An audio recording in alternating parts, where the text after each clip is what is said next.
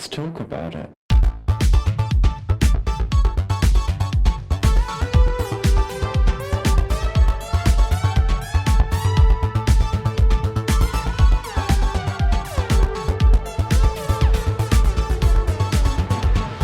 Hello and welcome back to Thicc Radio, the award-winning podcast where we talk about gaining, fetishism, and everything in their orbit. I'm James. And I'm Tim, so let's get into it. So, Tim. Yes. 2024 is done. 2024 has finally come and gone. How are you doing at the end of 2024? 2024 has been a hard year for a lot of people. And unfortunately, it looks like, I don't know. I'm going to try not to be doom and gloom about the future. I'm just going to hope for the best. I'm going to hope that the power that I have the power that I'm granted to exercise, I shall exercise it. I shall live my life. The world will continue to turn. So, I feel much the same. It's interesting. Prior to this recording, we both listened back to the 2023 episode, and it is just funny to remember things that you said a year ago where you're like, I'm gonna do this. I hope for this. And then you come to another year and you just go, oh. Things that either panned out or didn't pan out. I think that's why I don't usually make New Year's resolutions, because it's like revisiting something and you're like, oh, yeah, I didn't do that, did I? Oh. It's like, don't disappoint yourself. Just don't make it in the first place. Well, at the end of 2024, I am doing my best. So. But what would you say has been your greatest success for 2024? I think we both know it. It's been winning the Outstanding Podcast Award for the Full Figured Industries, which we won on November 2nd. Yes, November this year, yes. Full Figured Industry Awards. Absolutely fantastic stuff. I mean, it was a phenomenal event, y'all. We put up stories. It's always going to be in a highlight on our main page on Instagram, so go and check that out. Hopefully, when we see the professional shots released, we'll be able to do a nice little composite of all the different looks and things like that, because let me tell you, all the people. In fact, I'm the one who felt the most underdressed at that event. And you were I wore simple black. But isn't it funny to think that there could be a situation where you wore like a proper black fitted suit and it was like, in some regards, you felt underdressed. That should give you all a taste of what people were looking like at this event. And it really was quite phenomenal. We'd love to make an appearance next year. So who knows? We'll keep an eye out for potential updates on that front. We'll see. If we do, I'm definitely going to a stylist for a better outfit for the coming year. No, I gotta step it up. Yeah. But hey ho, that was our first time at an event and we won the award. So who knows what will come down the pipe for 2025. We might see ourselves nominated for other awards, perhaps being finalists and winning other categories. Who can say?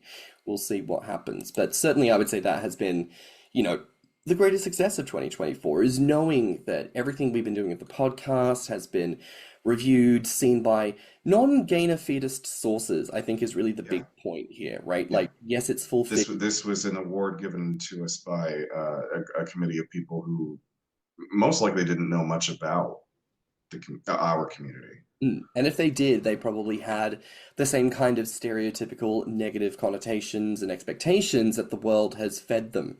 But we were met with grace, love, support, and excitement, which was really quite wonderful. So hey, we'll see what 2025 brings us for more positivity, hopefully, on that kind of a front. But aside from bigger successes, what do you think perhaps have been some of the biggest lessons for 2024? The biggest personal lessons for me, it kind of got forced on me when I was let go from the nursing home, which in hindsight was a blessing because I had been complaining for years about working in that system and yet not doing anything about it because I made good money. But I decided to take a pay cut and I am now working as a school nurse, which is significantly less stressful and a completely different realm altogether. Something that I'm not accustomed to. I've never worked with kids before, so this has been a real learning experience. But I think I would do it again next year. Yeah. I mean, Yeah. it's interesting. Again, re-listening to the 2023 episode, you had said one of your goals for this year was a switch in profession. So Yeah. come hook or by crook, you know. Well, I didn't switch careers. I think when I said that, I wanted to completely leave nursing behind and begin to pursue the mortuary science thing. But with timing and your partner just got out of school and now he's working and like things were just sort of juggled in the air. And I said, okay, I can wait a little bit longer, but I still have to work as a nurse. So I can't deal with the elderly right now. Let me go deal with kids. Let's see how that works out. Hmm. Well, still step in the right direction. I had said for 2023 that I wanted to get into a permanent role, but I haven't actually achieved that this year despite trying. And it's been really interesting because obviously I'm fabulous. And to be clear here, there were about 6 or 7 instances where I got through to final round, um, but it never manifested in a position. And what's been really interesting is, that sort of encouraged me to be a little bit more visual on what's sort of happening in the world. Because to me, if I'm job hunting and I'll get something and it's fine. This has been the longest period where an attempt at accruing a permanent position has not yielded results. And that's a new experience for me. But like I Mhm. say, having some visuals on what's going on, the UK job economy fucking sucks. Some people are upwards of 2 years out of Yeah, university, freshly graduated, unable to find work in their fields. I remember hearing about that on NPR. And so there is a point of me having to really learn to give myself grace, I think has been the biggest lesson for me in 2024. Recognizing that regardless of all of the effort, the energy, the verve, the effervescence, the personality, charisma, the capability, it doesn't matter. None of it matters because the job simply isn't there. And I can't judge myself for that. On top of which, there is a lesson of a reminder in gratitude because it's so easy to get bogged down by this. And of course, I've been bogged down by this, Tim. You know, personally, we've had chats. Yeah, I know. It's easy to get bogged down in the frustration of, I want this thing, but I don't have this thing, and I'm trying to get this thing, but the trying isn't manifesting the thing. What do I do? Realistically, there isn't anything you can do. But practicing the gratitude of, I still have a job, I am still employed, I still have an income. It has not affected my ability to remain housed, you know? Yeah, That is the mantra I'm trying to remind myself of at the end of a working day, you know? yeah. I was going to say it's kind of like or friends of mine and I used to say the hurry up and wait of it. It's like you're everything's ready to go, but like one small thing is impeding any progress on that front, and yeah, it's very frustrating. Mm. So, the whole going into 2025, the mindset is focusing on pleasure. Because one of the other things I'd mentioned that I wanted to start this year was shakes. And I made this commitment with the impression that I was going to have a full-time position, which was reflective of a role I had back in 2023. That was then no longer the case. And so I felt at that time like, right, well, if I'm going to be temping, I need to focus on being able to pay my rent, being able to buy groceries, being able to do this. And to an extent, yes, very much the case. But also, what does the cost of like cream and sugar make in a week, right? Yeah, So there's also that thing of, even though, yes, being mindful, there's still a way to do the thing. And that's the mentality I'm trying to take into next year. So next year, I actually am going to be starting shakes, and I'm going to be starting it bang on New Year's Eve. on, well, New Year's Eve, New Year's Day, whenever my next appropriate, like, Sunday grocery delivery is on that side of me, Ah, I gotcha. which might mean the 4th or 5th. But, Ah, for the most part. Now, what do you feel you may have done differently this year? differently, I probably would have handled the way that I was let go from my job a bit differently. In retrospect, I may have told that old bitch off because when I was being let go for something that they accused me of doing, which when I set up the time frame of like when the incident would have potentially happened and when they actually like found said evidence and thought that it was my fault was at least 16 hours.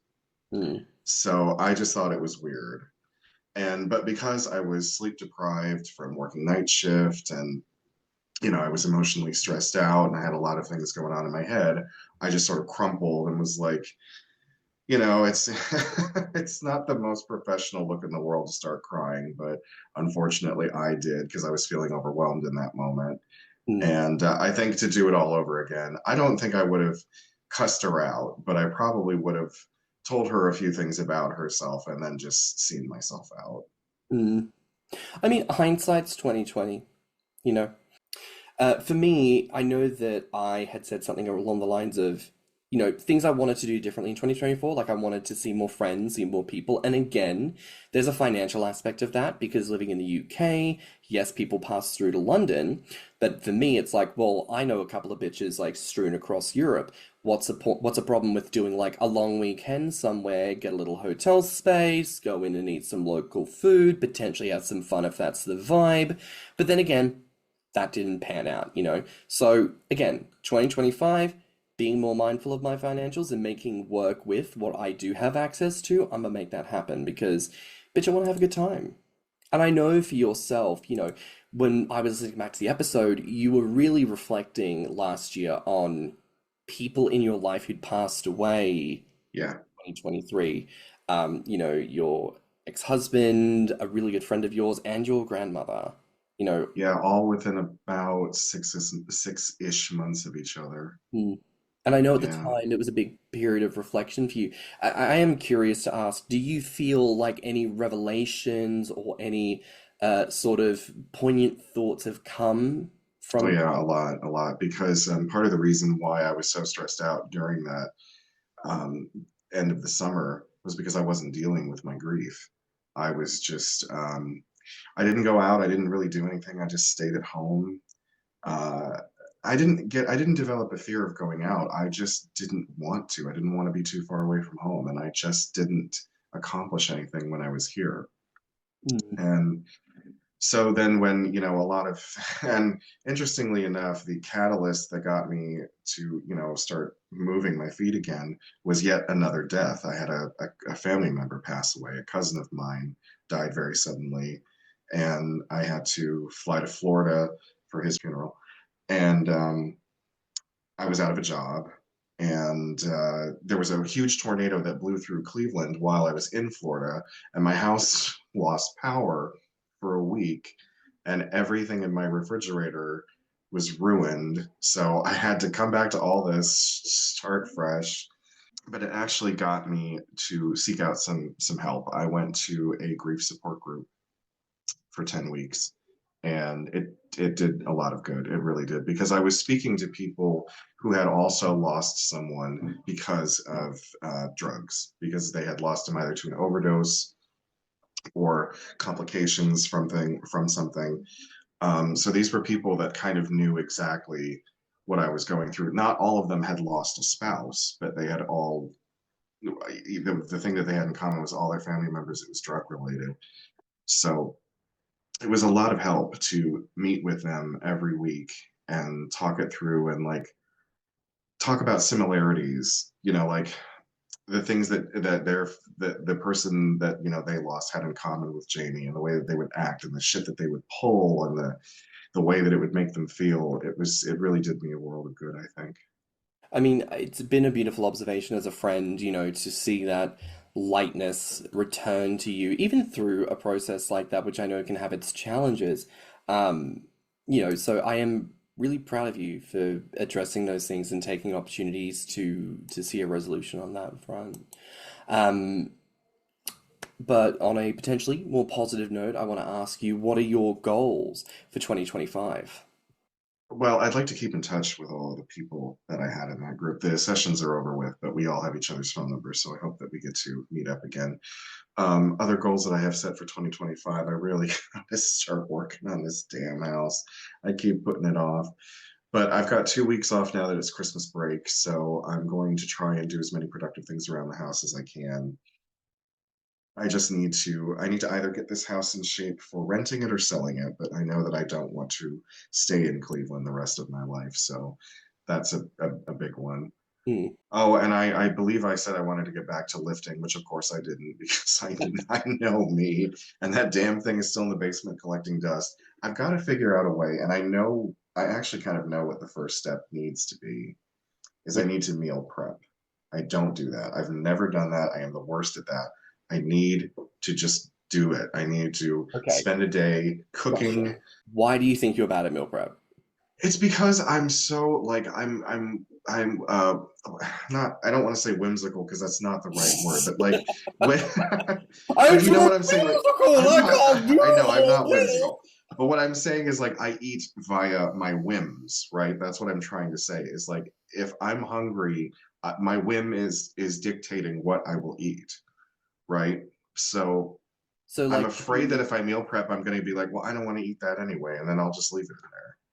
well, sure, but like, this is kind of the thing I find for myself is like, I'll eat at the moment for a lunch a baked potatoes and tuna side salad for lunch, Yeah, right? And my yeah. partner's asked me this, like, don't you get tired of it? Yeah, I do. But there's actually something very comforting in this consistent thing that I know that I will have every single day, in the sense that I know what it is, I know how to prep it, and because I do it every single day, I can make it on autopilot. I don't need to pull up a recipe. I don't need to, and meal prep wise, it's not Maybe like that's a the frozen or refrigerated meal. It's something I am cooking fresh every single day. I know, but I think that maybe that's part of well, maybe the real problem is that because I live in creative chaos, I also like to eat chaotically. I mean, I don't know how. I need culinary chaos to thrive. Listen, if there's any food psychologists who'd like to talk to Timothy, you can reach us at thethickradio@gmail.com and, help this poor fag figure it out. I No, but don't know. I've got my mother's relationship to food. She set it up. Like but you can change it. Look, I'm not saying that like you shouldn't respect what you want or what your body wants. And in many ways, I think this is one of those like unspoken rules about like the delight of gaining, which is you yeah. can just eat whatever the fuck you Oh, want. I know. Who says otherwise can go fuck themselves. But I think to the same extent, if what you're acknowledging is that, you want to lift, you'd like a certain physique or a build, you want to get into certain things, there is no other thing to do other than just to To do it, do it. I know. I know. I you know. know? You're talking to a cancer about a procrastination problem. So I don't think there is anything other than just like do a Like, bit. do you know how pointless that is? Well, you know what? Let me put it out there to listeners. You know what? Reach out to this bitch on Instagram at Thicky_mouse and encourage the fag to do the right things with his meal prepping and set up some kind of a system of accountability. How about that, Tim? Great. Now you're opening up to the community to start dictating. Yes, to fucking bully you into doing what you already know that you want. We already talked about how I don't respond to passive aggression. Yeah, well, you know that the only thing that leads to after that is fucking cattle prodding. So, Yeah, get exactly. I respond to direct aggression. direct to go. So there you go. If you have any Tim My mom was a Leo, directly aggressive. Like that's what I respond to. See, there you go. If ever you need something from Tim, threaten him physically with and apparently that's Oh God, some wackadoo's gonna message me now. and be like, be my feeder or I'll kill you. Oh God, no. Jesus. No, no, no. But genuinely, people, if anyone out there has any genuine advice for Tim on how to get into a better mindset about this stuff, reach out and take it from there. Is that better, Tim? Yeah, just don't send me crazy stuff. I'm stocked full of crazy, all right? I don't need no more crazy. Yeah, we're full up on crazy. Now, reflecting on last year's video, you had said you wanted to go out more, and actually, I think you have been. Which, Yeah, yes, I there's have been. therapy you have been, but also gainer meetups, you've been going out Hmm. into the city more, you've been doing more of those things. So I think that is a good big tick. New York. I New mean, York. still under the spell of New York.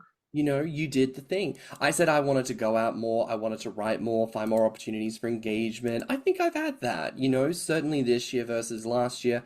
I've been seeing more people, going out more often. I go to a quiz on a Tuesday now, which is lovely, gal. It's a great thing to look forward to. As like, I know there's a definitive day of the week that I'm leaving the house. Yeah. Wonderful. My partner loves it because it means he gets a guaranteed night at the house to himself. Actually, my roommate has been requesting to start spending more time with me. It was kind of, it was just sort of out of the blue. We've done a couple of trivia nights. We've done a drag brunch. No. So it's nice too because I think he needs to get the hell out of the house. All he does is live in that cave. I will say though, one of my goals that I would like to speak out for 2025, because I mentioned last year that I wanted to write more. That was Yes. successful. I have finished the first draft of my book. I'm Oh, congratulations. feeling very good about it. I actually had the chance to speak to a publisher about it, which was lovely. Really? Get some great feedback. Well, go, you know who the publisher is. That's right. But I got to speak to the publisher about this. It was really, really encouraging. And so I'm now at a point where I might need to start looking at other publishers, and other opportunities that are out there and, getting feedback about other tweaks and other additions or, bits and bobs that might need doing. But that was a success for 2024. So hopefully good things for 2025. Who knows? What award did I do for book? No, Pulitzer is journalism. Oh crap. Oh, I should know this. You, I Oh, mean, I don't remember what awards they give out for books. No, it's the hell is it called? well, you were around when books were There invented. were kids like when we were kids. This was like the like these were the books that had the seal of approval on them. What were they? Ah, I can't remember what they were called now. But who knows? Maybe 2025 I'll be nominated for that and win. Maybe I'll be a New York Times bestseller, you know? Possible. Who Anything's possible. I could go on a book tour. Tim, I'll have to wrench you from your little life and force you. As what, your personal assistant? Yes, my personal asshole who'll just your only job is to stand there in the background as I do dramatic readings, smoking a cigarette and going, didn't happen like that. I can do that. There you go. There you go. But no, that is my goal for 2025. Now, what do you want to be working on for 2025? Obviously, we talked, last year about the lifting and the getting the house ready for selling, Yeah. which actually you have been doing things to your house. You've been doing some, Yeah, I mean, I had the electricity looked at. did God, that this legit? house, yeah. No, I know I still need to paint and I still need to do the floors, but it's one thing at a time. Yeah. Now, we did obviously mention last year this was in tandem talking about shakes, and you've said many times before for non-dairy recipes. This is a call out to any one Yeah. of you fuckers who like to go online and say that you've got the recipe that works. Well, bitch, email us at I thiccradio@gmail.com. have two requests on that front. One, please make it things that I can find in any local supermarket. Okay. Yeah. I mean, I'm talking about any like major chain grocery store I can find this stuff in. And two, that it fits in a regular sized blender. Oh yeah, like a blender is like what? Well, in my mind, it's like A quart, maybe. 1 to 2 liters. I don't know what that is in quarts, but like a, Mm, a justifiable amount. If I make, for example, like a recipe that is like cream, sugar, and whatever other bits to the thing, that in my mind should make for like 2 shakes. Like one this morning, one this evening. And that's, nice and simple. I don't want, you know, fresh cream sitting in the blender, which I then have to put in my fridge, yada, yada, yada. Like, come to us Well, with I good. think a lot of these recipes end up being formulated for like those giant ninja ones, the big Mm, square ones that people make all of their juices and keto shit in. And like yeah. that's just not a standard blender size. You know what? That's another good point to reference here, right? Because obviously, like, I've been cooking, you know me, she puts stuff on Instagram. Like, the biggest critique I have of, like, influencers doing food online is they love to do all of their shit in, like, the smallest possible slow cooker. Like, I swear to God, you could wrap both hands around it, right? You mean one of those teeny ones that's meant for dip? Yeah, because when you actually make like one of these like fancy slow cooker meals that look really nice and simple, and I do it in my regular sized one, it's like, well, there's not enough broth because the thing's too fucking big, and then you've got to mess with the recipe and try to like figure it all back out again. The same shit applies for shakes, y'all. Don't do shit in a big fuck off blender that you paid 500 bucks for and then expect people to replicate. Like, if people have got the shake wave thing where it's like, you put it in and it's like you take the thing off, you put the new lid on, and it's like a walk away sippy bottle or whatever the fuck, right? Like, be specific. Volume amounts make it, I own an Oster just so just so that you're clear. Like you know what I mean? the Like, kind of brands you can buy at Walmart. yes, make it accessible. Pretty please, and not just grandiose and over the top. But yes, email us with your recipes at thiccradio@gmail.com, please, and thank you. Now, things that we want to do for 2025. Obviously, we talked before that we had started Thicc Streams and we'd started Yes. paging Dr. Gainer back in Yeah. 2023. We were excited to see where they were going to go in Hmm. 2024, and I think they have been a big success. Tim, what are your I think thoughts? so too. Yeah? Yes, I think that, I mean, I have not gotten any specific feedback on any of the Paging Dr. Gainers, but I've seen the commentary left on some of those thick streams when we post them to the Instagram page. So, I can see that it's making an impact. It's wonderful to see, and I remember saying before, the desire to get back into streaming was the notion of having live conversations, things that people could be actively in, contributing questions, engaging, talking, chit-chatting. So, there is a positivity with these six streams, right? And we're very excited to obviously, continue that, but obviously we're going to be pausing because we've been saying this on different platforms now.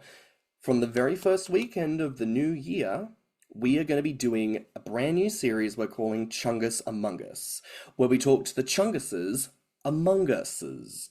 And that's essentially our attempt at talking to gainers all across America at this stage. We're looking at it locally on a state level. So we're going to have a different gainer representing each individual state. And it's going to be like our culture apps that we do here on the podcast, where we're exploring what food options are like, fashion, accessibility, community experiences. And we're going to get a sense and a taste of that.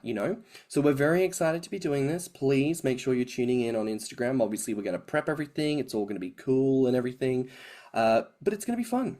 It's going to be fun. And on top of that, we don't have a posting date for this yet, but we're going to be doing a Warren Davis series exclusive to our YouTube channel. Tim, what were your... Because you were the one who thought of this, weren't you?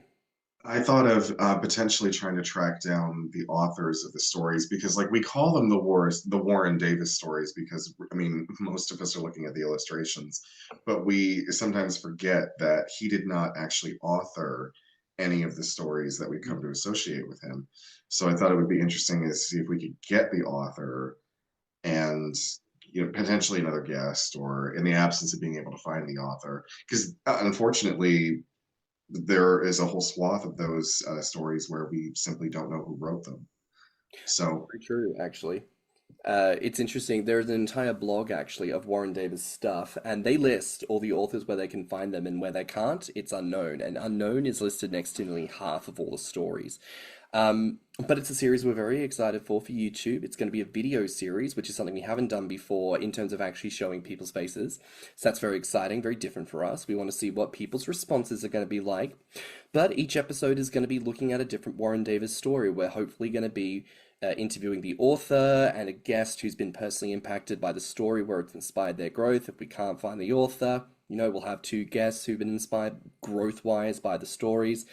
But it's an opportunity to revisit things that have really been majorly impactful for the community and really taking it in that direction. So keep an eye out on YouTube. We'll obviously be posting promos and all sorts of the usual on the Instagrams and TikTok, so keep an eye out for all of that. But yeah, exciting things for 2025, I think. I think that I had also mentioned something about political turmoil in the world during 2023. Yeah, yeah. Unfortunately, that didn't get any better.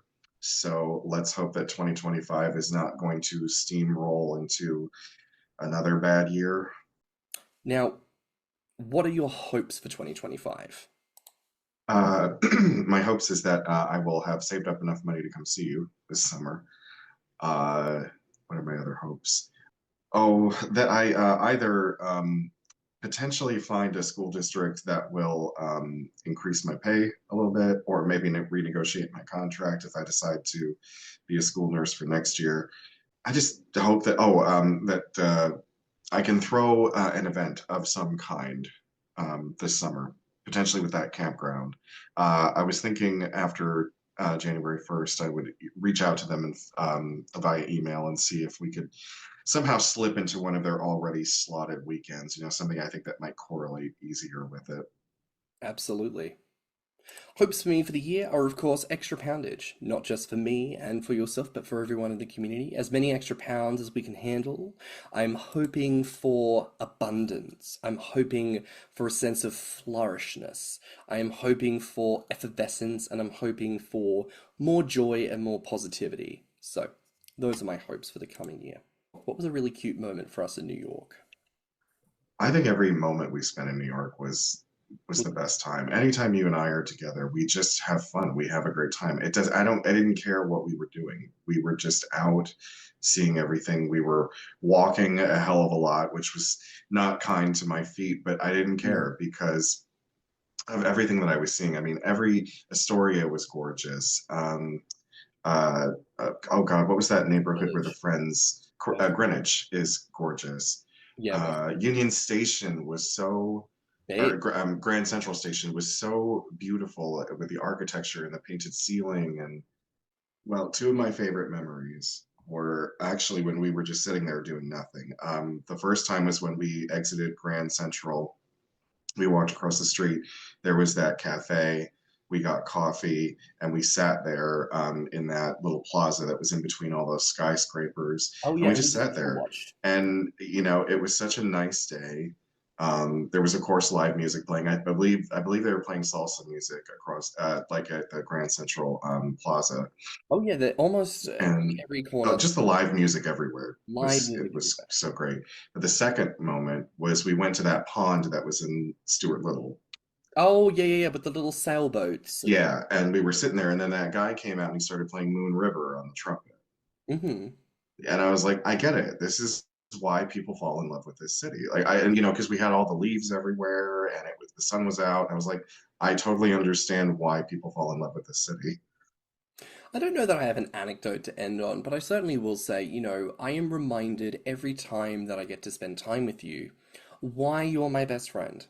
Because in many ways, sociality and the world around us indicates that we should always be doing something. We should always be saying something. We should always be investing and connecting and actively doing.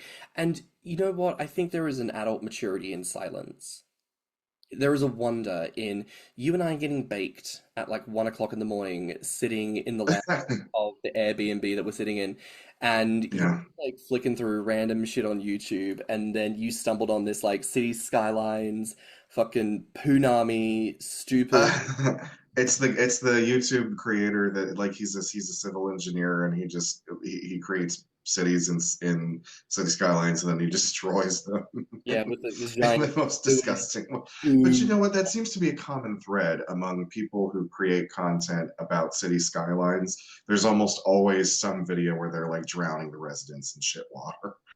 I mean, my point being that, I wasn't so happy because of the poo thing on TV, but it was wonderful just to get to sit with you and shoot the shit and be high and watch random crap on YouTube and just be like, yeah, we're sitting in silence and just enjoying each other's company and really feeling the reward of a friendship investment. And again, I Do feel you this every time I'm with you. do you remember what we were watching before the YouTube videos that you couldn't manage to pay attention to? Was this that like bang bang bang with the truck? Meet Me in St. Louis. Yeah, I Yeah, put and on then Meet it Me in St. Louis. and she goes, till the end of the line. And then it cuts to like, woo, Halloween. And I was so high goal. I was like, put on a new movie. Change the movie. And you were like, no, this is the film. I'm like, this is a bad film then. I was Yeah, we never got to Christmas, did we? I think we stopped after Halloween. I don't even think we finished Halloween. It was just, but it was weird. It was weird because it's It's a good two movie. burning public property. And then Well, that's apparently what Halloween used to be, and then it They, was murdering adults, but it wasn't murdering adults. It was playing tricks on adults, and the adults yeah, knew about it and just yeah. It was fucking like called Devil's Night. let it In happen. fact, there was a woman, I don't remember what her name was, but she was the one that got the trick or treating thing started because she got tired of having her house vandalized. Yeah, right. If I can pull the brakes on those train tracks. All right. Well, I think that's it for another week here on Thicc Radio.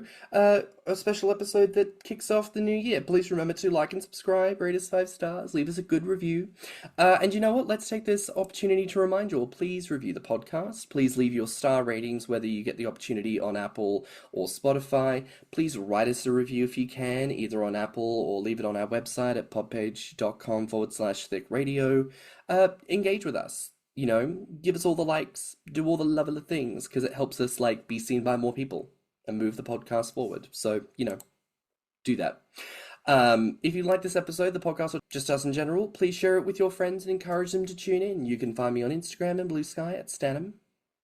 And you can find me on Instagram, Twitter, YouTube, and TikTok at ThiccMouse. You can also look us up on Instagram, YouTube, and TikTok at Thicc Radio, or at our website, podpage.com/thiccradio. If you want to submit a voice note or become a financial supporter of the show, you can find the links in the show notes, and you can always write to us at thiccradio@gmail.com. So until next time, bye, Fats. Bye, Fats. Let's talk about it.